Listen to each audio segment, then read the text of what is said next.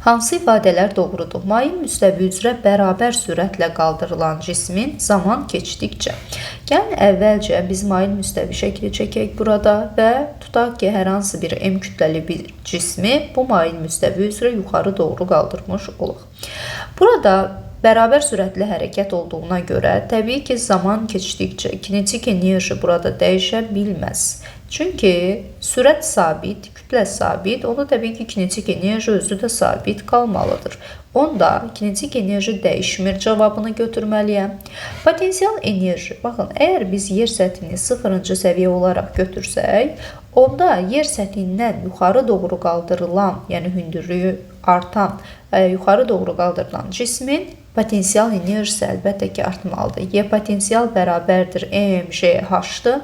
Əgər mən cismi yerdən yuxarı doğru qaldırıramsa, yerdən olan hündürlüyü artır, onda potensial enerji də artmış olacaq.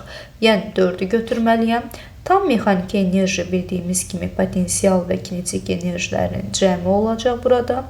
Əgər bizdə kinetik enerji dəyişmir, potensial enerji isə artırsa, onda tam mexaniki enerji də artmalıdır. Yəni 6-nı da götürməliyəm. 2, 4 və 6 bu sualın doğru cavabı olar. Sağ olun, gələn izahlarda görüşərik.